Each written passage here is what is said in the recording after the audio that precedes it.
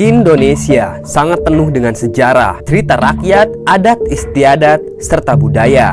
Berjuta kisah misteri, pantangan, mitos, hal mistis melekat di kalangan masyarakat kita. Misalnya, kota Wentira di Sulawesi Tenggara yang dipercaya sebagian orang sebagai kerajaan jin yang berdekatan dengan kota Palu, Sulawesi Tengah. Konon, nama Wentira diambil dari kata Uwentira yang berarti air berwarna merah. Lalu banyak masyarakat yang menyebutnya sebagai kota Wentira. Banyak yang percaya bahwa kota Wentira ini sebagai titik paling angker di Indonesia. Segelintiran masyarakat percaya bahwa kota ini merupakan warisan dari benua Atlantis yang hilang. Hal itu disebabkan karena banyak beredar cerita mistis yang sudah berkembang dan turun-temurun yang terjadi di kota ini. Masyarakat yang mempunyai kemampuan khusus melihat bahwa tempat ini merupakan tempat peradaban yang modern, maju dan berkembang. Hal ini juga didukung oleh seseorang yang mempunyai kelebihan khusus. Ia mengklaim bahwa kota tersebut sangat maju sampai tidak ada masyarakatnya satupun yang hidup miskin di kota tersebut. Banyak yang percaya bahwa kota gaib Wentira adalah kerajaan jin terbesar di Asia Tenggara. Tugu berwarna kuning di kota ini merupakan pintu masuk dari gerbang gaib kota angker. Cerita rakyat yang berkembang di sana menyebutkan bahwa kota ini merupakan tempat para raja yang memiliki 7 panglima perang. Dan jika dihitung, maka pasukannya itu mampu menutupi seluruh lautan di Indonesia. Terdapat juga kesaksian mistis dari sejumlah kalangan masyarakat yang bercerita bahwa terdapat seorang sales yang sedang mengantarkan mobil mewah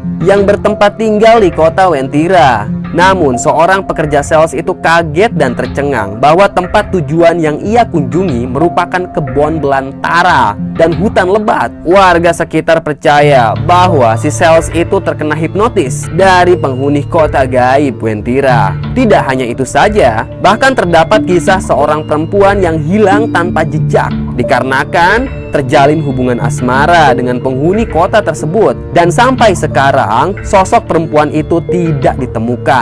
Cerita dan kejadian mistis yang terjadi di kota ini memang sudah dialami dari awal penjajahan Jepang dan Belanda, termasuk kisah kesaksian seorang pilot pesawat tempur. Ia melihat dari ketinggian bahwa Wentira ini merupakan kota megah berwarna keemasan yang berdiri di tengah hutan belantara. Baik, dari berbagai kisah mistis itulah, kali ini Mbah mau cerita tentang seorang pedagang siomay yang sempat diundang ke kota gaib tersebut. Tanpa banyak basa-basi lagi, langsung aja kita simak ceritanya.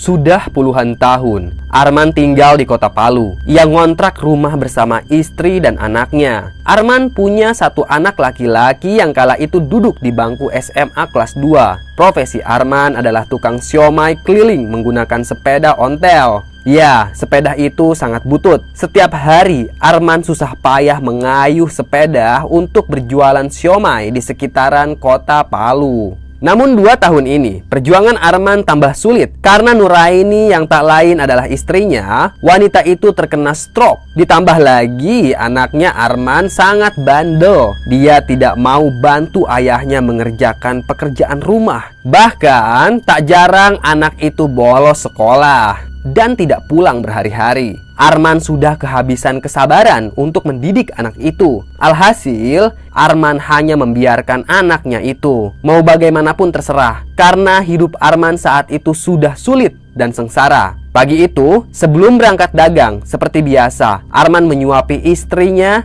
yang terbaring kaku di atas kasur rombeng. Kasur itu sudah ada tambalan di sana-sini. "Mah, buburnya kita habisin ya," ucap Arman sambil sesekali menyeka bibir istrinya. "Nanti setelah duhur aku pulang, kita makan lagi ya," kata Arman. Memang setiap habis duhur, Arman selalu menyempatkan pulang demi menyuapi istrinya itu. Sesekali Arman melirik jam dinding butut yang suara detiknya terdengar jelas. Arman meletakkan mangkuk yang berisi bubur tawar. Kemudian dia beranjak ke kamar anaknya. "Rio, bangun nak, udah siang," mau sekolah nggak?" kata Arman pada anaknya itu. Rio tidak berkutik sama sekali. Dia masih memeluk guling. Arman mengguncangkan bahu anaknya tersebut. "Bangun nak," kata Arman. "Iya pak, iya," jawab Rio ketus, tapi tidak mau beranjak dari kasurnya. Arman menggelengkan kepala. Dia pun kembali menghampiri istrinya, lalu menyuapi bubur tersebut. Setelah selesai,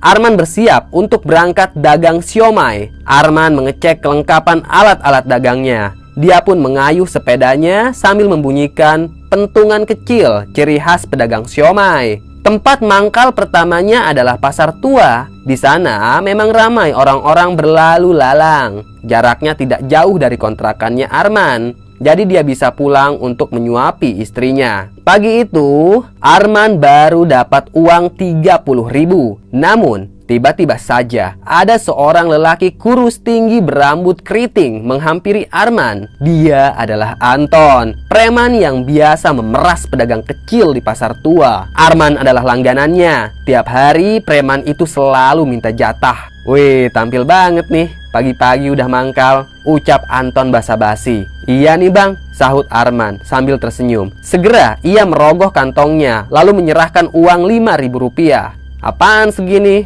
Tambah lagi dong," ucap Anton. "Baru dapat segitu bang," timpal Arman. "Itu ada di kantongmu," lirik Anton. Dia melihat ada uang di dalam kantong bajunya Arman. "Iya bang, ini buat beli bubur istri saya nanti siang," jawab Arman. Dengan paksa, Anton merogoh kantongnya Arman. Dia mencabut semua uang yang ada di dalam kantong itu. "Alah, bubur paling 5.000. Nih," kata Anton. Dia menyodorkan uang 5.000 rupiah dan mengambil semua sisanya. "Jangan ngebantah kalau kau mau tetap jualan di pasar ini," ucap Anton dengan nada tinggi. Arman tidak bisa berkata apa-apa, juga tidak bisa melawan. Dia tahu kalau Anton banyak anak buahnya. Mereka bisa memukuli Arman kalau berani macam-macam. Dulu pernah ada pedagang ikan yang berani menentang komplotan Anton. Pedagang itu pun langsung dikeroyok rame-rame. Anehnya, Anton selalu lolos dari pihak berwajib. Hal ini membuat premanisme semakin subur saja. Setelah dapat uang setoran, Anton langsung menuju warung kopi langganannya. Di sana sudah ada beberapa anak buahnya yang juga sedang menikmati kopi pagi. Tepat jam 11 siang, Arman beranjak dari pasar tua menuju sekolah SMA yang tidak jauh dari sana. Itu adalah tempat anaknya sekolah. Sampai saat ini, Rio tidak pernah mengakui kalau tukang somai yang biasa mangkal adalah ayahnya. Rio malu punya ayah pedagang siomay. Arman juga paham akan hal itu. Makanya setiap mangkal, Arman selalu pura-pura tidak kenal pada anaknya sendiri demi menjaga nama baik anaknya di sekolah. Azan duhur pun tiba. Arman sholat duhur di musola dekat SMA itu. Setelah sholat, dia pun pulang untuk menyuapi istrinya. Tak lupa Arman membeli bubur tawar di jalan. Begitulah rutinitas Arman setiap hari. Dia dapat untung tipis dari jualan siomay tersebut, tapi lumayan sajalah untuk kebutuhan sehari-hari dan juga untuk uang jajan anaknya yang nakal itu. Singkat cerita, setelah menyuapi istrinya, Arman membuka panci siomay. Ternyata masih sisa banyak. Dia tidak pernah khawatir karena Arman masih punya tempat mangkal untuk berjualan siomay. Tempat mangkal itu sangat tidak biasa karena bukan di tempat yang ramai, tapi selalu ada pembeli yang datang misterius untuk memborong siomaynya Arman. "Mah, aku berangkat dagang lagi ya," ucap Arman sambil mengecup kening istrinya itu. Segera Arman berangkat kembali menuju lokasi tersebut. Nah, kali ini jarak yang ia tempuh sangat jauh. Arman harus mengayuh sepedanya sekitar 2 jam untuk sampai ke lokasi tersebut. Ia melewati jalan, menyeberangi sungai, pemukiman warga, dan akhirnya dia tiba di jalan sempit berbatu kerikil. Jalan itu hanya muat untuk 1 mobil saja. Tidak ada pemukiman warga di sana. Sejauh mata memandang, hanya ada pohon-pohon besar yang rindang. Aneh sekali, kenapa Arman mangkal di sana? Siapa yang mau beli? Bukankah jarang sekali ada orang yang melintas di sana? Arman duduk di pinggiran jalan. Ia membuka botol air minumnya, lalu meneguk air itu. Ia kelelahan. Sesekali Arman mendongak ke atas. Ada beberapa burung yang bertengger di pepohonan. Dia juga menoleh ke timur.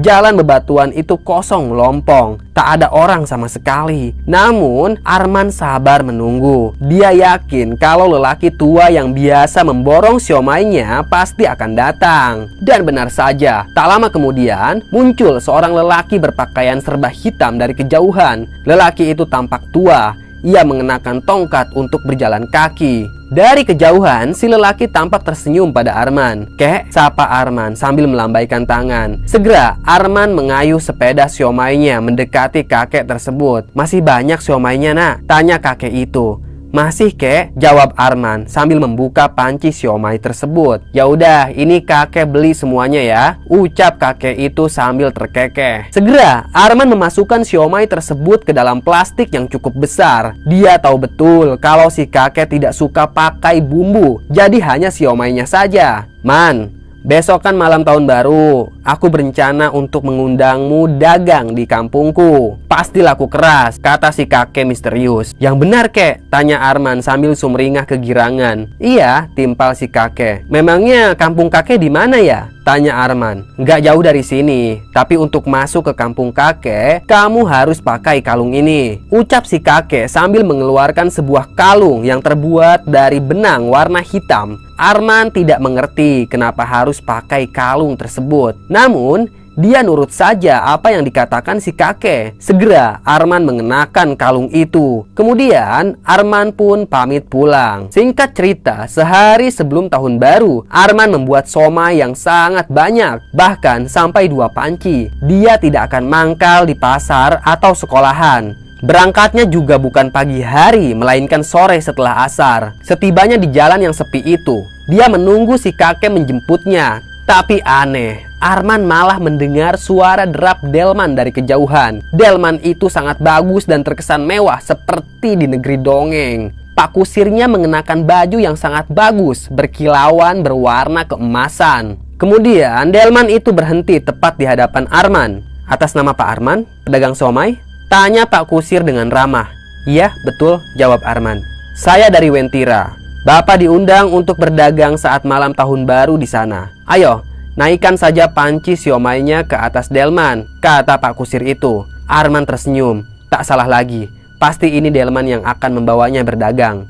"Bagaimana dengan sepeda saya?" tanya Arman. "Gak apa-apa, naikkan saja, muat kok," ucap Pak kusir. Delman itu memang cukup besar sehingga mampu menampung sepedanya Arman. Segera Arman menaikkan sepeda itu ke atas delman. Arman terkagum-kagum melihat delman tersebut karena sangat mewah dan mengagumkan. Kudanya juga berwarna putih. Itu kuda yang langka. Bahkan Arman tidak pernah melihat kuda sebagus itu. Perjalanan ke Wentira pun dimulai. Tukang siomay yang selalu bernasib malang kini akan bertemu dengan nasib baiknya. Pak kusir sangat ramah pada Arman. Sepanjang perjalanan ia mengobrol terus dengan Arman. Tanpa terasa, Arman tiba-tiba saja tercengang karena dia melihat bangunan tinggi pencakar langit. Di pinggir jalan itu ada sebuah pelang bertuliskan "Selamat datang di kota Wentira."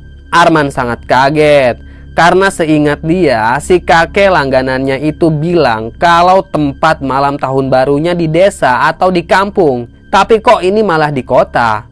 "Pak, ini di mana?" tanya Arman. "Tenang saja, nanti kau akan bertemu dengan kakek tua pelanggan setiamu itu," kata Pak kusir. Semakin lama, jalan yang bagus beraspal mulus itu semakin ramai pengendara. Kendaraannya tampak klasik tapi mewah, seperti mobil Eropa tahun 1940-an. Di trotoar jalan banyak lampu kelap-kelip berwarna-warni untuk menyambut tahun baru. Delman itu kemudian berhenti tepat di alun-alun kota. Banyak sekali kerumunan warga di alun-alun itu. Mereka tengah asik menyaksikan langit yang mulai menguning dan segera berganti dengan langit malam. "Kita sudah sampai," ucap Pak kusir. Suasana di sana ramai sekali. Kemudian ada seseorang yang menepuk pundaknya Arman. Dia adalah kakek tua pelanggan setianya Arman. "Selamat datang di Wentira," kata kakek tua itu. Arman tidak pernah tahu siapa nama kakek itu. Arman pernah menanyakan, tapi tidak dikasih tahu. Si kakek merahasiakan namanya dari Arman. Tak butuh waktu lama, siomainya Arman langsung habis diserbu oleh warga di sana. Anehnya, wajah warga di sana tampak pucat. Mereka seperti orang yang sudah meninggal. Namun, Arman tidak ambil pusing. Yang penting dagangannya laku keras. Sebelum Arman pulang, kakek misterius itu memberi 2 botol minuman. Minuman tersebut terlihat segar. Yang satu berwarna ungu dan yang satu lagi berwarna pink. Ini adalah hadiah untukmu, ucap kakek itu. Apa ini, kek? Tanya Arman. Minuman segar khas Wentira, ucap kakek itu. Wah, terima kasih banyak, kek, kata Arman. Ini minuman berkhasiat, baik untuk kesehatan, tapi hanya bisa diminum oleh keluargamu. Jangan sampai diminum oleh orang lain, terang kakek tersebut. Emang kenapa, kek? Pokoknya nggak boleh, ini khusus buat keluargamu, ucap kakek itu. Arman pun mengangguk. Setelah perayaan tahun baru di Wentira selesai, Arman diantar kembali oleh delman mewah tadi. Arman bahkan diantar sampai ke kontrakannya. Tapi aneh sekali, tidak ada orang yang bisa melihat delman tersebut. Arman juga tak sadar kalau hanya dia yang bisa melihat wujud delman. Setibanya di kontrakan, dia langsung menurunkan sepeda dan panci siomay. Kala itu sudah jam 3 dini hari. Arman sangat kelelahan. Dia ingin sekali istirahat. Pedagang somai itu akan libur jualan selama 1 hari karena dia kecapean. Singkat cerita, selang 1 hari, Arman memberi istrinya minuman yang ia dapatkan dari kota Wentira. Dan ajaibnya, istri Arman dapat menggerakkan tangan kanannya. Lelaki itu sangat bahagia. Bisa jadi minuman tersebut manjur untuk mengobati penyakit stroke yang diidap oleh istrinya. Nanti kita minum lagi ya sayang. Siapa tahu kamu bisa sembuh, ucap Arman sebelum berangkat dagang. Dan seperti biasa, dia membangunkan anaknya yang masih tidur pulas. Namun anak itu tidak mau bangun. Dia malah bilang kalau mau bolos sekolah. Ya sudah, terserah kamu nak. Ini bapak ada minuman enak. Nanti kalau kamu mau, ambil aja di dapur, kata Arman. Iya udah sana pak, aku masih ngantuk, kata anak itu dengan nada ketus. Segera Arman beranjak pergi. Ia mengayuh sepedanya sambil sesekali membunyikan pentungan kecil khas pedagang siomay. Setibanya di pasar tua, dia langsung mangkal di tempat biasa. 1-2 orang pelanggan berdatangan untuk membeli barang dagangannya Arman. Kemudian Anton, si preman pasar, mendatangi Arman. Seperti biasa, dia minta jatah pada Arman. Wah bang, baru dapat segini, kata Arman. Dia menyodorkan uang 10.000. Kali ini Arman mengakali preman tersebut. Ia menyembunyikan uangnya di bawah telapak kaki agar tidak dirampas oleh Anton. Halah, bohong kau, bentak Anton. Dia merogoh paksa seluruh kantong baju dan celana Arman. Tapi tidak ada uang di sana. Anton menghela napas panjang. Ya sudah, ucap lelaki itu. Namun sebelum Anton pergi, dia melihat ada botol minuman yang tampak enak. Segera Anton mencabut botol yang terselip di samping panci siomay. Jangan bang, jangan diminum, kata Arman. Pelit sekali kau, Anton malah membentak. Dia langsung membuka botol tersebut dan meneguknya. Wah, minumannya seger banget. Ya sudah, ini buatku saja, kata Anton. Dia pun pergi meninggalkan Arman. Selang 1 hari, Anton dikabarkan sakit. Kata orang, dia kena stroke dan tidak bisa berkeliaran lagi. Tubuh Anton terbujur kaku di atas tempat tidur. Sementara itu, penyakit istrinya Arman berangsur sembuh. Ajaibnya lagi, anaknya Arman yang bandel itu kini jadi penurut dan rajin. Dan ternyata itu adalah efek dari minuman kota Wentira. Ajaib memang.